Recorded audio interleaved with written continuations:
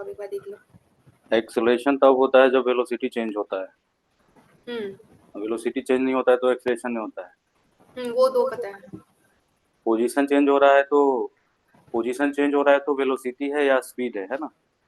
अगर जो हम्म position change नहीं हो रहा है तो दोनों में से कुछ नहीं है। अगर जो पोजीशन एक ही पकड़ के बैठा है यानी कि रेस्ट में है कि नहीं, है यस। कि नहीं। हाँ सर। पोजीशन कुछ ही पकड़ के रखा है और वो मूव नहीं कर रहा है तो वो क्या है, रेस्ट में है। पोजीशन चेंज नहीं कर रहा है और चुपचाप बैठा है तो वो रेस्ट में है। पोजीशन चेंज होने लगा तो मोशन में है, मोशन में है तो उसके पास स्पीड भी होगा, वेलोसिटी भी होगा। लेकिन स्पीड क्या कांस्टेंट है, क्या वेलोसिटी कांस्टेंट है। अगर जो स्पीड कांस्टेंट है, वेलोसिटी कांस्टेंट है, यानी कि एक्सेलरेशन है ही नहीं। एक्सेलरेशन पिक्चर में तब आता है जब वेलोसिटी इंक्रीज होता है। वेलोसिटी में कोई चेंज आता है तब एक्सेलरेशन है। If there is no change in velocity there is no acceleration. Okay, acceleration का मतलब जो भी वेलोसिटी है उसको चेंज कर देना। अब एक्सेलरेशन भी दो तरह के होते हैं, जैसे वेलोसिटी भी दो तरह से हम डिफाइन कर सकते हैं। और स्पीड को uniform speed, uniform velocity, variable speed, variable velocity. उसी तरह से uniform acceleration, variable acceleration. Uniform acceleration में है कि स्पीड यूनिफॉर्म नहीं रहेगा, वेलोसिटी यूनिफॉर्म नहीं रहेगा। समझ में आ रहा है। यूनिफॉर्म एक्सेलरेशन मतलब वेलोसिटी यूनिफॉर्म नहीं रहेगा, वेलोसिटी बढ़ेगा लेकिन उसके बढ़ने का जो रेट है वो कांस्टेंट होगा। अगर जो एक्सेलरेशन वेरिएबल है तो वेलोसिटी भी वेरी करेगा लेकिन वो कांस्टेंट रेट से नहीं वेरी करेगा। समझ में आ रहा है। हमारे पास क्वेश्चन है the distance travelled by a particle is proportional to the square time when the particle is in. कौन सा ऑप्शन है ये, चार ऑप्शन में से कौन सा ऑप्शन है, ए बी सी डी, चार ऑप्शन। अगर जो ऐसा कह दिया है कि सर बी ऑप्शन होगा डिस्प्लेसमेंट या ना। Distance is directly proportional to t square, ऐसा ही बोल दिया ना। हाँ सर। ऐसा बोल दिया, इसका मतलब क्या हुआ, एस इज इक्वल्स टू एक कांस्टेंट का square, s is equals to एक कांस्टेंट का स्क्वायर। यानी कि d s by d t, इसका डिफरेंशिएशन करेंगे, d s by d t both side करेंगे तो क्या हो जाएगा, d s by d t क्या हो जाएगा, two two t. K t, two k t. Two k यानी टी कि एक किसका वैल्यू आया, वेलोसिटी का। तो क्या वेलोसिटी जो है टाइम पे वेरिएबल डिपेंड कर रहा है या कांस्टेंट है, बताओ। टाइम के साथ वेराइज कर रहा है, टाइम साथ वेरी। वेरिएबल है, हाँ ये वेरीज विद टाइम। हाँ वेराइज विद टाइम। हाँ ऐसे भी मतलब चेक कर सकते हैं ना। और एक बार और डबल डिफरेंशिएशन इसका कर देंगे तो उसको क्या बोलते हैं, जीरो। एक्सेलरेशन। क्या बोलते हैं, एक्सेलरेशन क्या हो गया, 2k is equal to constant. यानी कि क्या कांस्टेंट है, एक्सेलरेशन। एक्सेलरेशन यानी कि कांस्टेंट है। और हम हम्म पढ़े भी हैं s is equal to u t plus half a t square, acceleration वाले केस में पढ़े है ना। यू जीरो कर दो तो एस इज इक्वल टू क्या होता है, हाफ ए यस टी सर। स्क्वायर। तो ये डायरेक्टली हमारे दिमाग में आ जाता है कि डिस्प्लेसमेंट जब एक्सेलरेशन कांस्टेंट होता है तो displacement is directly proportional to t square. अगर जो सिंगल स्ट्रेट लाइन में मोशन हो रहा है तो वही डिस्टेंस भी directly proportional to t square हो गया। ठीक है, तो ऑप्शन नंबर कौन सा हो जाएगा, option number B D. B जगह बी। ये कांस्टेंट नहीं है, ये बढ़ नहीं रहा, ये घट नहीं रहा, तो option number B is the correct answer. Okay, एक सेकंड। क्वेश्चन है the radius of a circle varies with time given as r is equals to t square plus 2t plus 1, the rate of area of the circle at t is equals to 1 second will be, where r is in meter and t is in second। तो radius जो है time के साथ बढ़ते जा रहा है। ये क्या कह रहा है कि अगर जो एक सर्कल है, एक सर्कल है, t इज इक्वल्स टू 0 पे कितना मीटर है, पुट करो, t का वैल्यू 0 पुट करो, t का वैल्यू 0 पुट करो तो रेडियस कितना आता है, 1 मीटर। कितना आता है, 1 मीटर। वन आएगा, t का 1 वैल्यू 1 मीटर। पुट करो, 1 प्लस 2 प्लस 1 4 मीटर। एक सेकंड में ये रेडियस बढ़ के 4 मीटर हो गया। 4 मीटर। 2 सेकंड में 4 प्लस 1 9 मीटर। मतलब सर्कल जो है बढ़ते जा रहा है, बढ़ते जा रहा है टाइम के साथ। मैजिकल सर्कल है, टाइम के साथ बढ़ते जा रहा है। ठीक है, अभी मैजिकल यस सर्कल का सर। एरिया कितना रेट से बढ़ेगा। जैसे अगर जो मान लो कोई पूछे रेडियस है t is equals to 0 second कितना, तो t का वैल्यू 0 पुट करोगे तो 1 आएगा, t का वैल्यू 2 पुट करोगे तो कितना आएगा, आवाज। हाँ t का वैल्यू 2 पुट करोगे तो कितना आएगा, 5 टी का मीटर आएगा। वैल्यू कितना 2। आएगा, आवाज नहीं आ रहा है। हाँ सर अभी आ रहा है, अभी आ रहा है मेरे को। चलो, तो ये क्वेश्चन है r is equals to t square plus two t plus 1। इसी में कोई क्वेश्चन बोल दे कि बताओ रेडियस 0 सेकंड पे क्या है, शुरुआती में क्या है, तो 0 पुट करोगे तो 1 मीटर, 2 पुट करोगे तो 5 मीटर, t का वैल्यू 3 पुट करोगे तो 9 प्लस 6 6 प्लस 1, 16 हो जाएगा। तो ऐसा वेरी कर रहा है। तो अब एरिया के लिए क्या होगा, एरिया इसका क्या होगा, area is equal to pi r square. Area किसी भी समय रेडियस आर होगा तो एरिया क्या होगा, पाई आर स्क्वायर। स्क्वायर। तो पाई आर स्क्वायर होगा, तो पाई आर स्क्वायर का मतलब क्या हो गया, आर का वैल्यू यहाँ पे पुट कर दो, क्या दिया हुआ है, 1 + 2 + 1 कितना 4 हो गया ना सर? हाँ तो पाई 4r T square. Square plus 2t 16r। Plus 1, है ना। तो ये हो गया, या तो तुम ऐसे कर सकते हो, इसको इतना करने के जगह पे तुम क्या कर सकते हो, इस तरह से rate of area of the circle at T, rate of area, area. Radius very time given the rate of area of the circle, मतलब डीए बाई डी टी निकालना है। क्या निकालना है हमें, निकालना क्या है, DA by d/dt। D T, question में ये पूछ रहा है डीए बाई डी टी, ठीक है। हम्म। तो डीए बाई डी टी करने के लिए इसको स्क्वायर करो और निकालो। तुम इसको ऐसा कर सकते हो, इसको टी स्क्वायर को अगर जो इजी करना है, ए प्लस बी प्लस सी का द होल स्क्वायर अगर जो याद है फॉर्मूला तो ठीक है, और नहीं याद है तो ए प्लस बी का द होल स्क्वायर पता है ना, तो ए मान लो टी स्क्वायर को और बी मान लो 2t+1 को, ठीक है। तो क्या हो जाएगा, question is DA by d t क्या है ना। यस। तो डीए बाई डी टी क्या है, इसके लिए क्या करेंगे, इसके लिए बताओ एरिया क्या लिखेंगे, पाई इंटू टी का 5 power 4 plus 2t plus 2t 1 square. का whole square plus 2 into t square into 2t+1, ऐसा लिखेंगे, लिखेंगे ना। हाँ सर। तो फिर एरिया इज इक्वल टू क्या हो जाएगा, पाई इंटू टी का power 4 plus 4t square plus 1 plus 4t plus 4t cube plus 2t square, यही ना, यस सर। यही ना। Yes sir. Area is equal to क्या हो जाएगा फिर, टी का पावर 4 प्लस 4t क्यूब, और क्या होगा बताओ, बताओ स्क्वायर वाला कितना है, 4 plus 2 6t 4 square plus 2 plus 60 square 4t, यही होगा ना। 40 60 ना। सर +1 कहाँ गया? सर प्लस अच्छा +1 भी एक है बचा हुआ ना। Yes sir. अब इसका डिफरेंशिएशन करोगे तो क्या मिलेगा, डीए बाई डी टी क्या मिलेगा तुम्हें, 0। हाँ, ऐसा थोड़े मिलेगा, 0 थोड़ी मिलेगा। तो 4t 1 का क्यूब क्या है फिर? अरे 1 का थोड़ी पाई पूछ रहा है इंटू सर, सिर्फ 4t t cube cube plus plus 12t 12t square square plus 12t। 12t plus 0, ऐसा आएगा। और 1 सेकेंड पे पूछ रहा है, 1 पुट करो तो कितना हो जाएगा, d A by d t at 1 second, at 1 second is equals to pi into 4 plus 12 plus 12, 12 plus हाँ 0 0 तो 0 होगा। 1 मिनट ठीक है। सर, आपने 4t नहीं लिया, क्या, सिर्फ 4t भी तो है ना सर एक सर 40 भी है ना यहाँ पे। सर, सिर्फ एक 4t भी तो है। 4t, अच्छा एक 4 भी लेना, एक टूट गया था, तो ये 4 हो गया यहाँ पे, यस सर। 40। हाँ हाँ, 4 हो 4 गया, हो गया। तो 32 पाई 32। ऑप्शन था क्वेश्चन में, देखो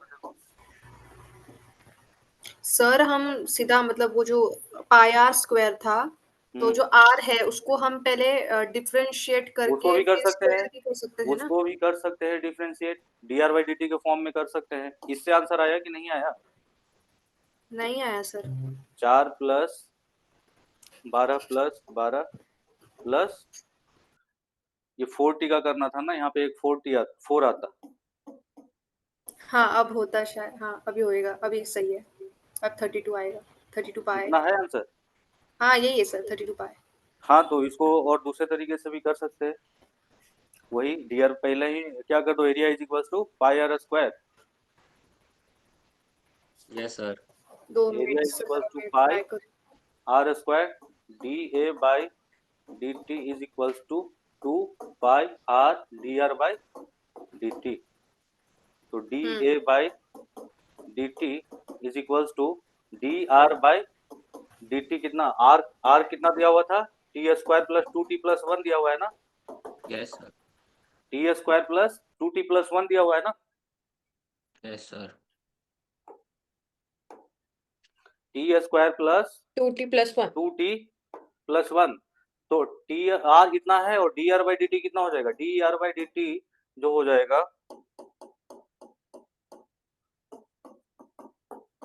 2t प्लस 2 ये हो जाएगा D r by d T का वैल्यू 2t प्लस 2 2 यही हो जाएगा ना यस और इसमें क्या करना है 2 पाई आर भी मल्टीप्लाई करना है यानी कि D r by d T 2t plus 2 into 2 pi into फिर से तो R। उतना ही लंबा चौड़ा कैलकुलेशन आ जाता हाँ आ सर, जाता या नहीं हाँ आर का वैल्यू क्या होता t² + 2t + 1 कितना सेकंड पे 1 सेकंड पे तो इसमें Yes. पुट करो 1 पुट करो 4 हो तो गया कितना ये। हो गया यहाँ पे 2 4 प्लस 4 2 4 इंटू 2 2 पाई पाई इंटू 1 का 1 स्क्वायर प्लस 2 1 मतलब 4 4 4 फिर से वही आया ना 32 Yes. पाई 36 क्या हो गया सर एक एक सेकंड क्वेश्चन ये था बॉडी ये वाला ताजा अभी कॉन्सेप्ट हाँ, जो body। पढ़ाए थे प्रोजेक्टाइल उससे है तो ये क्वेश्चन को जल्दी से मैं 2 मिनट समय देता हूँ सॉल्व करो body is projected with same speed at 2 different angles एक ही बॉडी है लेकिन 2 डिफरेंट एंगल पे फेंका गया cover the same horizontal distance if t1 and t2 are respective time of flights then horizontal distance is equals to मतलब एक body को 2 angle पे फेंका गया और हॉरिजॉन्टल रेंज सेम है दोनों ही केस में और t1 और t2 उनका टाइम ऑफ फ्लाइट है तो अब ये बताना है ऑप्शन जो है वो ऑप्शन जो है मतलब ऑप्शन इसका जो था क्वेश्चन में वो g t1 t2 इन तीनों के फॉर्म में ही ऑप्शन है मतलब तुम्हारा आंसर इस तुम्हारे आंसर में ये चीज आना चाहिए ये टर्म आना चाहिए इसके अलावा कुछ नहीं जी Okay, T1 T2 क्या अप्लाई करना है इसका सर मतलब क्या क्वेश्चन हुआ समझ गया बट बन नहीं रहा अगर है वो जो कैसे सॉल्व एक करना ही है बॉडी है उसको 2 एंगल पे फेंक रहे हैं फिर भी टाइम ऑफ फ्लाइट जो है मतलब हॉरिजॉन्टल रेंज जो है वो सेम है मतलब इसको इस तरह से फेंके चाहे इस तरह से फेंके ये इस तरह से आके यहीं पे गिरता है एक को हम थीटा मतलब एक को हम थीटा 1 एंगल पे फेंकेंगे वेलोसिटी जो रहेगा दोनों का सेम रहेगा दोनों का स्पीड सेम रहेगा एक केस में हम इस एंगल पे फेंके थीटा 1 और दूसरे केस में हम इस एंगल पे फेंके जो कि है थीटा थीटा 2 2 रेंज सेम है रेंज का फॉर्मूला क्या होता है r इज इक्वल्स टू तुम देखो तो फॉर्मूला होता है u square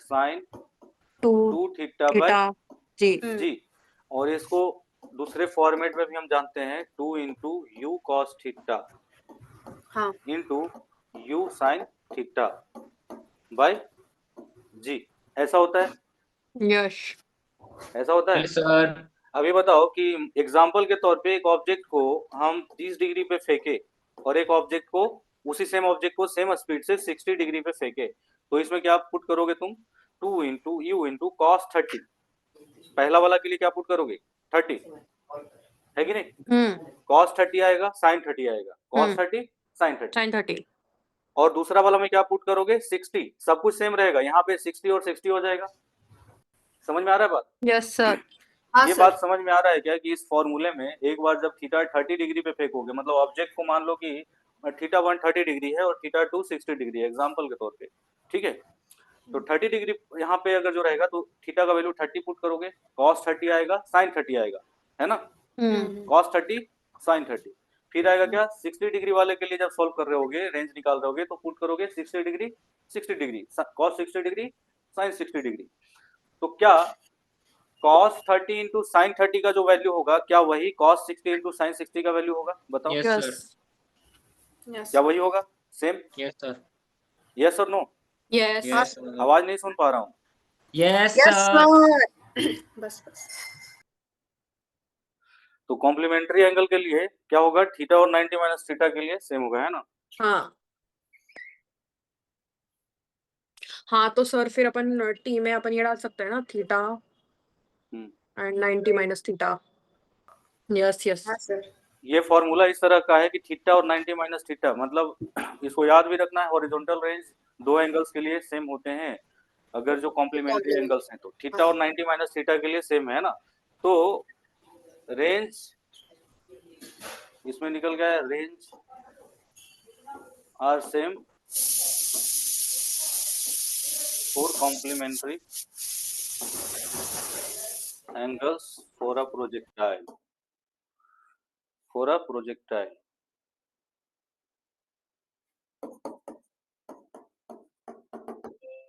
theta 90 minus theta के लिए, है ना। तो अब इस केस में क्या हो जाएगा, इस केस में इसका मतलब क्या हुआ, मान लो कि इसका मतलब ये हो गया कि थीटा 1 जो है उसको मान लो थीटा, और थीटा 2 को क्या मान लो 90 minus theta. According to theta. The question, अगर जो सेम हॉरिजॉन्टल रेंज है, हॉरिजॉन्टल डिस्टेंस अगर जो सेम है, इसका मतलब हम क्या समझे, इसका मतलब हम यही समझेंगे कि कॉम्प्लीमेंट्री एंगल से फेंका गया है। इसका मतलब क्या हुआ, इसका मतलब ये हुआ कि T1 is equals to 2u sin theta by g and T2 is equals to 2u sin 90 minus 90 theta. minus theta by g, which is equals to T2 is equals to 2u cos cos। theta by g।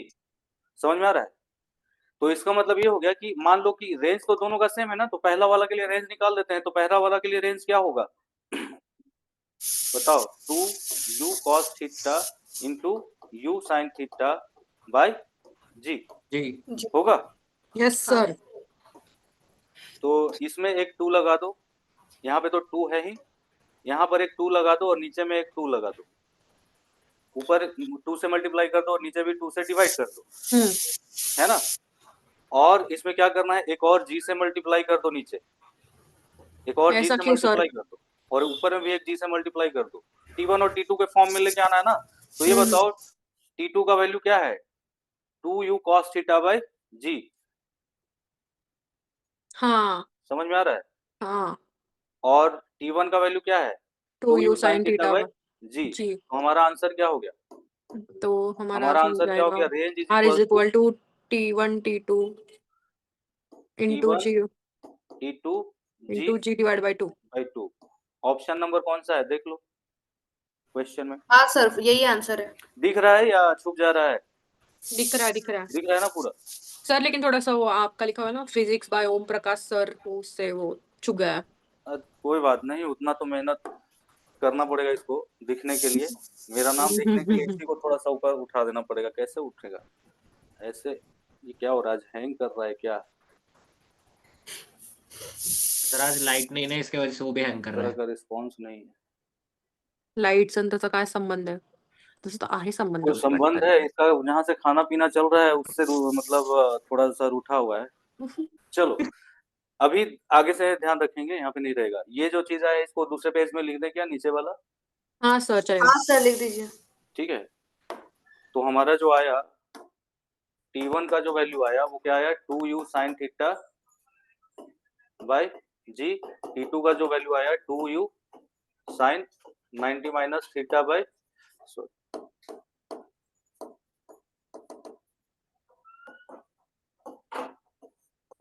which is equals to 2u cos theta by g।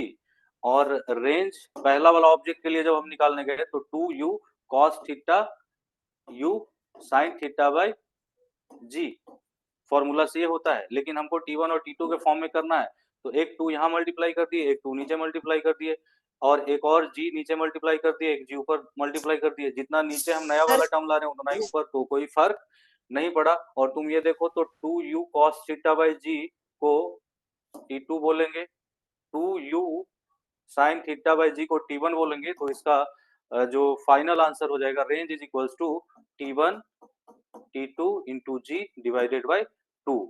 ये range का value हो गया। ठीक है। Particle is released from the balloon after 5 seconds. Find time after each particle reaches the ground and also find distance covered by the particle after release.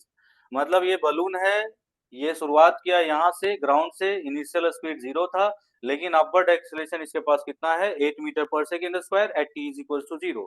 तो ये balloon धीरे धीरे ऊपर जाने लगेगा, इसका स्पीड बढ़ने लगेगा बढ़ने लगेगा बढ़ने लगेगा। 5 सेकेंड जब हो जाएगा तो उस पर से कोई एक ऑब्जेक्ट को, एक पार्टिकल को रिलीज कर देगा। तो फिर ये बताना है कि रिलीज करने के बाद कितना, आफ्टर रिलीज कितना टाइम लगेगा और कितना डिस्टेंस कवर करेगा, मतलब कितना टाइम लगेगा और कितना डिस्टेंस कवर करके ग्राउंड पे वापस आएगा, ये बताना है। देखिए इसका 100 ही सॉल्यूशन होगा कुछ ना इस तरह से है। दोनों का, क्योंकि ये वो बलून जो है ऊपर के साइड में जा रहा है, ऊपर के साइड में जा रहा है, तो 5 सेकंड में कितना इसका स्पीड हो जाएगा जब यहाँ पहुंचेगा, तो 5 सेकंड में कितना, ये t इज इक्वल टू 0 पे यहाँ है, t is equal to 5 second पे यहाँ पहुंच जाएंगे, तो इस समय इसका स्पीड कितना रहेगा ये तुम्हें पहले कैलकुलेट करना है। 8 मीटर पर सेकंड स्क्वायर से चल रहा है, 1 सेकंड में, इसका मतलब क्या हुआ, 1 सेकंड में इसका स्पीड कितना हो जाएगा, आफ्टर 1 सेकंड 8 मीटर पर सेकंड, आफ्टर 2 16, आफ्टर 3 24, यानी आफ्टर 5 40 मीटर 40 पर सेकंड। और आपको ये भी निकालना पड़ेगा कि ग्रेविटी कितना चल चुका है, आखिर ये कितना ऊपर जा चुका है, इतना देर में कितना ऊपर जा चुका है, ठीक है। तो ये चीज भी निकालना होगा। तो ये कैसे निकलेगा, ये निकलेगा s is equals to half into, कितना एक्सेलरेशन है, half into a into t square, कितना का स्क्वायर, 5 का स्क्वायर, यानी कि 4 इंटू 20 4 into 5, यानी कितना 25 मीटर, 100 मीटर, सही है। यस ये 100 मीटर, इसका मतलब यहाँ जा चुका है और इसका स्पीड ये है। अब तुम्हारे पास जो नया क्वेश्चन बन गया, ये बन गया जब यहाँ से ऑब्जेक्ट को ड्रॉप किया जाता है, जब इस पॉइंट से ऑब्जेक्ट को फिर ड्रॉप किया जाता है, तो इसका इनिशियल, ये पार्टिकल जो है, ये पार्टिकल है, इसका क्या होगा, ये पार्टिकल है, इसके पास जैसे ही छोड़ा जाएगा, इसको कितना स्पीड मिल गया है पहले से 40 मीटर पर सेकेंड।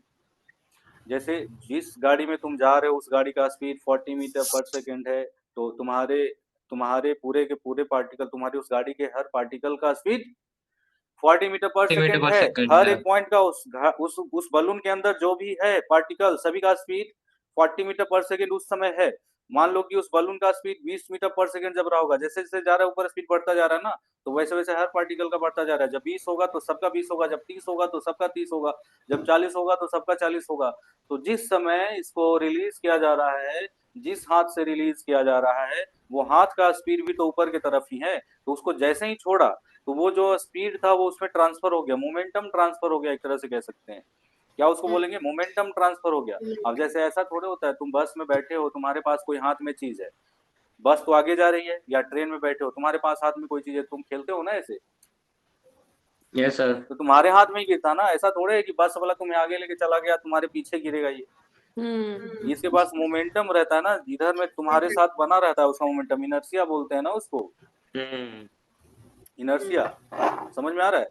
तो उसी मोमेंटम में आगे जाते रहता है। तो क्वेश्चन एक नया बन गया अपने लिए, क्या बन गया नया, कि इसका जो है इनिशियल स्पीड 40 मीटर पर सेकेंड है और इसका एक्सेलरेशन अब 10 मीटर पर सेकेंड स्क्वायर डाउनवर्ड रहा है, क्योंकि इस पे एक्सेलरेशन ड्यू टू ग्रेविटी सिर्फ लगेगा। अब वो बलून का गुलाम नहीं है, बलून के मोशन का गुलाम नहीं है वो पार्टिकल। अब ये फ्री फॉल करेगा। फ्री फॉल मतलब इसका एक्सेलरेशन 10 मीटर पर सेकेंड स्क्वायर होगा। तो ये किस तरह से आएगा, ये थोड़ा तो 4 सेकंड के लिए तो ऊपर चलेगा, ध्यान दो तो, और फिर वापस आएगा नीचे ग्राउंड पे। सोचो आएगा कि नहीं आएगा। तो इसको चलना इतना पड़ेगा, ये वाला डिस्टेंस निकालना है। तो कितना देर में यहाँ पहुंचेगा, क्योंकि ये वाला पता है हमें, अभी अभी हमने निकाला कितना है 100 मीटर। 100 मीटर के हाइट से ये खेल खेला जा रहा है, ये कहानी का शुरुआत हुआ। तो डिस्टेंस कवर्ड ये निकालना था। तो तुम क्या करोगे, तुम हमेशा के लिए ये चीज ध्यान रखो कि तुम जो भी फॉर्मूला पढ़े हो वो यूज करना तुम्हारा काम है, उसको क्वेश्चन बनाने वाला नहीं बताएगा ये वाला फॉर्मूला इस्तेमाल करो, वो बोला। तुम जितना भी पढ़े हो कैसे इस्तेमाल करोगे, ऑब्जेक्टिव क्वेश्चन है। बात इतना समझ में आ गया कि यहाँ से यहाँ तक का कहानी है, हमें ये वाला डिस्टेंस निकालना है और यहाँ से यहाँ तक आने वाला टाइम निकालना है। तो हम क्या करेंगे, हम इसको 2 पार्ट में सोचेंगे। हम सोचेंगे कि 40 मीटर पर सेकंड से है, तो कितना देर में टॉप पोजीशन पे यहाँ के अनुसार पहुंच जाएगा। तो इस पॉइंट पे पहुंचने में कितना लगेगा, यहाँ से लेकर यहाँ तक 4 सेकंड। सर लेकिन हम उसको ऐसे क्यों डालेंगे ऊपर, क्योंकि वैसे ही क्वेश्चन बोल दिया, सर ड्रॉप। उसका रिलीज्ड बोला है ना, रिलीज्ड बोला है, तो अपन तो जो रिलीज ऊपर कैसे डालेंगे किया, वो करेंगे। हाँ हाँ हाँ वही बोल रहा हूँ। ऐसे गाड़ी में से रिलीज कैसे करेगा? ऐसे करेगा रिलीज, ऐसे करेगा या सिंपली छोड़ देगा? सिंपली छोड़ेगा ना, तो उस समय उस बलून का स्पीड किधर था, ऊपर था कि नीचे था? ऊपर। तो कौन सा वाला मोमेंटम उसमें ट्रांसफर होगा? ऊपर वाला। समझे? बराबर, हाँ। इनर्शिया तो ऊपर ऊपर लेके वाला जाएगा मोमेंटम उसको। ट्रांसफर हुआ है, जिधर जा रही है गाड़ी उधर वाला मोमेंटम ट्रांसफर हुआ है। तुम अगर जो बस से जा रहे हो, विंडो सीट पे बैठे हो, तुम कोई चीज को ऐसे विंडो से अगर जो ड्रॉप करोगे ना, तो जब वो गिरेगा ना तो तुम्हारे सामने ही गिरेगा, क्योंकि उसको उतना हॉरिजॉन्टल वेलोसिटी उससे मिल चुका है, ट्रांसफर हो चुका है उसमें। ये हमेशा याद रखना, एक्सेलरेशन ट्रांसफर नहीं होता है, वेलोसिटी ट्रांसफर होता है। मतलब ये जो बलून है उसका एक्सेलरेशन से अब कोई मतलब नहीं रहा, अब तो ये फ्री फॉल करेगा। इसका ये तो ऊपर ही चलता जाएगा, ऊपर ही चलता जाएगा, लेकिन ये नीचे आके गिर जाएगा, बलून ऊपर चलता जाएगा। ठीक है सर है फिर सर। 80 होगा, 80 हाँ, होगा तो क्या? अब बताओ ये कितना सेकंड में, यहाँ से 4 सेकंड में अपने टॉप पे पहुंच जाएगा। और यहाँ से हम ये वाला हाइट भी, अगर जो हम पॉइंट बना दें कुछ इसमें, इस तरह से हम पॉइंट बना दें, ये वाला पॉइंट ए बना दें, ये वाला पॉइंट बी बना दें, और ये वाला पॉइंट सी बना दें, तो ए से बी में टाइम कितना लगेगा? ए से B, t A B 4 second लगेगा या नहीं लगेगा? हाँ 40 को सर। 0 होने में कितना समय लगेगा?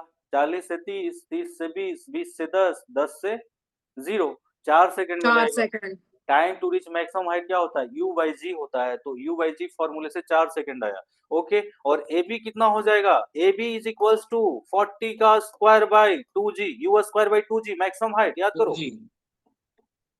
मैक्सिमम हाइट के लिए क्या फॉर्मूला है? यहाँ का स्पीड का square divided by 2g।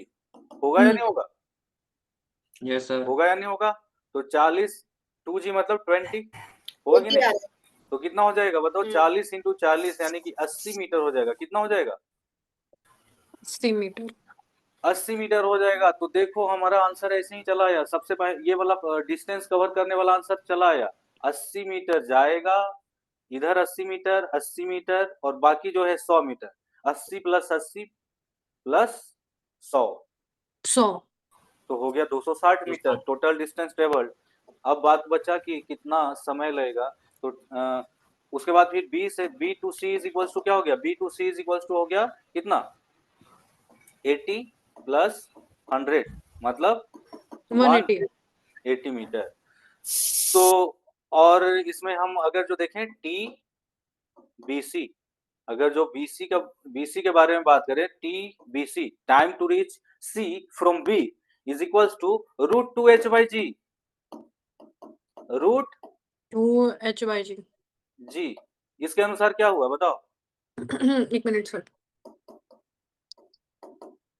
18 6 into 2। Second, हाँ 6 सेकंड। 4 सेकंड ही आ 6 रहा है सेकेंड। ना? बी से सी में कितना समय लगेगा? 6 6 सेकेंड। 6। 180 है क्या? हाँ getting my sir. Points. Sir वो जो एक उसके सेकंड बाद मेरा फिर फाइनल जो तुम्हारा आंसर है, final answer part 1 time is equals to t A B plus t B C is equals to कितना? 4 second plus 6 second is equals to 10 second. 10। दूसरा पार्ट डिस्टेंस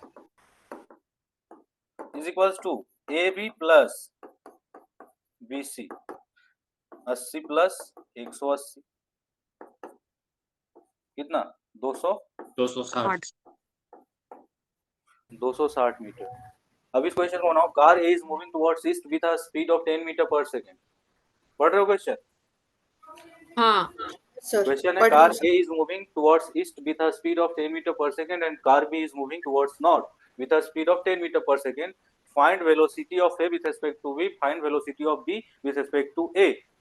ठीक है, तो इसका सॉल्यूशन जल्दी से करो तुम लोग। अब ये सर। क्या हो गया? अब ये जो हो गया, अब ये जो हो गया रिलेटिव मोशन इन 2 डायमेंशन, ऐसा करके हम कोशिश कर रहे हैं रिलेटिव मोशन इन 2 डायमेंशन में पहुंचने का। ठीक है, तो इसका पहला example.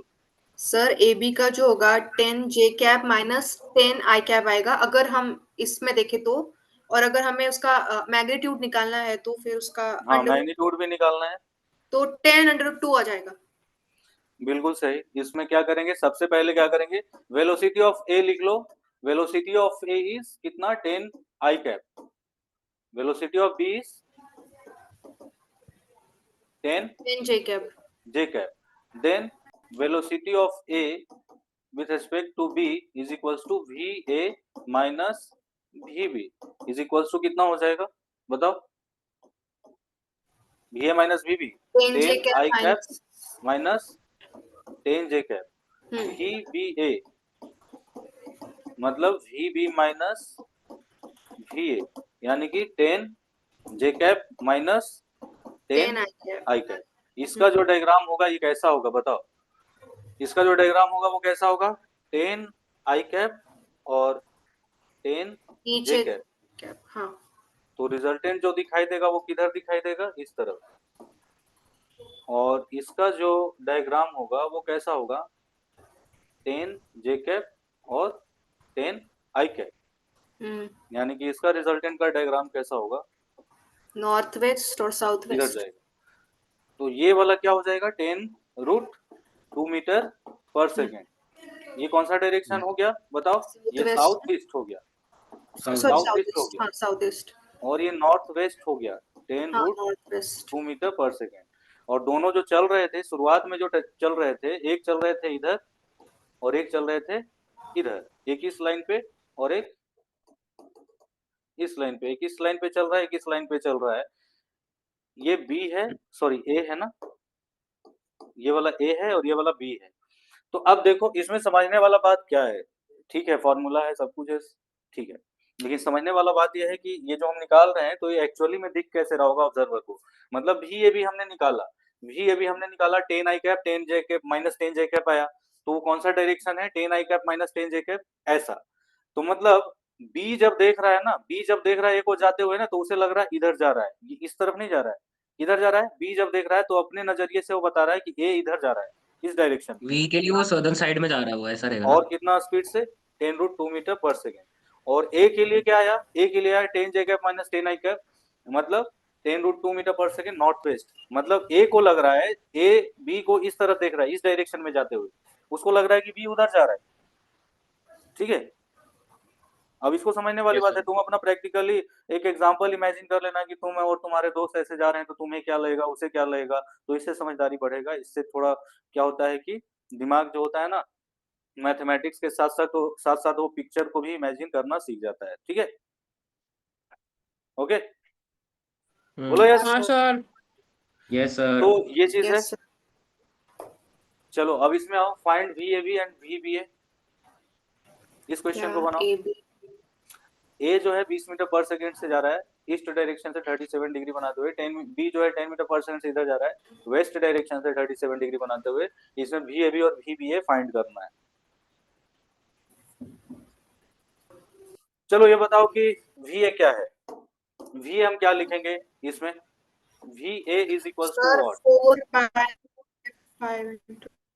VA is equal to मेरे हिसाब से 20 cos step wise 20 cos 37 degree I cap plus 20 sin 37 degree J cap. उसी तरह से VB इज इक्वल टू 10